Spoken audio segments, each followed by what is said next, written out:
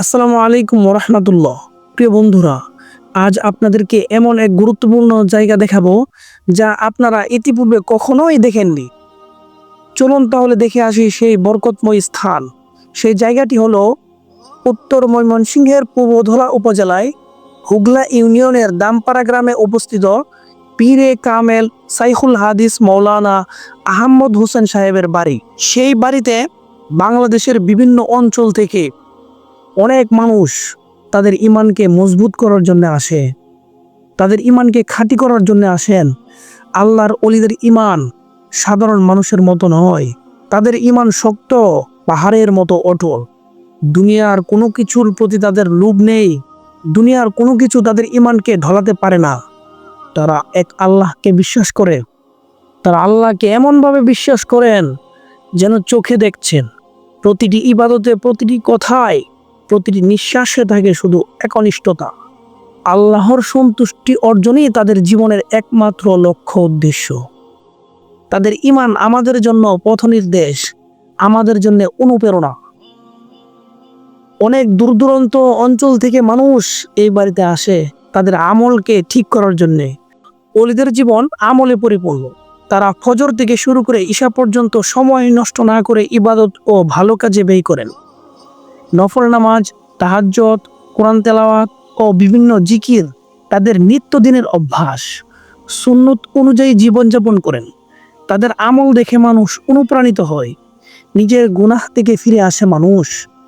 তাদের চুপ থাকা, হাঁটা চলা, এমনকি হাসিটাও ইবাদতের অন্তর্ভুক্ত। সুবহানাল্লাহ। প্রিয় দর্শক, আপনারাও আসতে পারেন সেই আল্লাহর ওলির সাথে একবার দেখা করার জন্যে। বাংলাদেশের বিভিন্ন অঞ্চল থেকে অনেক মানুষ আসেন এই আল্লাহর ওলির কাছ থেকে ব্যবহার শিখতে। পীর সাহেবদের ব্যবহার হয় কোমল, মার্জিত এবং অত্যন্ত বিনয়পূর্ণ। তাদের সামনে বসলে মনে হয় যেন এক অলৌকিক মুখের সামনে বসে আছি। প্রিয় বন্ধুরা, আমরা খুব কাছাকাছি চলে এসেছি। এই হলো পীর সাহেব হুজুরের বাড়ি, যেখানে বাংলাদেশের বিভিন্ন জায়গা থেকে মানুষ এখানে আসে, শুধু নিজেকে পরিশুদ্ধ করার জন্যই আসে। আমরা একটু কাছে গিয়ে দেখি। এই যে দেখতে পাচ্ছেন ঘরটা, এই ঘরের মধ্যেই পীর সাহেব হুজুর বসবাস করেন। আমরা একটু সামনে এগিয়ে যাই, দেখি। সামনে গেলে আমরা স্পষ্টভাবে দেখতে পাবো।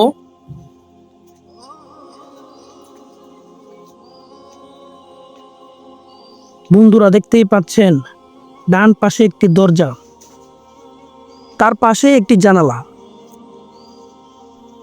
এই দেখুন পীর সাহেব হুজুর এখানেই আল্লাহ তাআলার ইবাদত, জিকির, কুরআন, তসবিহ, তাহলিল ও বিভিন্ন ইবাদত করে থাকেন। কত সাধারণ পরিবেশে আল্লাহর ওলি এখানে জীবনযাপন করেন, দেখেই মনে হচ্ছে একটা জান্নাতি পরিবেশ। আসলে আল্লাহর ওলি যারা হন তারা তো এমন সাদাসিধাই জীবনযাপন করে থাকেন।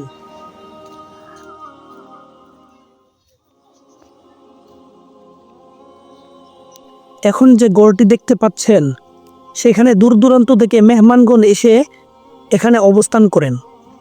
আর এখন যে ঘরগুলো দেখতে পাচ্ছেন, এগুলো পীর সাহেবের সন্তানদের ঘর। প্রিয় বন্ধুরা, এই ভিডিওর মাধ্যমে আমরা জানতে পারলাম দুনিয়া ক্ষণস্থায়ী, আখেরাত চিরস্থায়ী।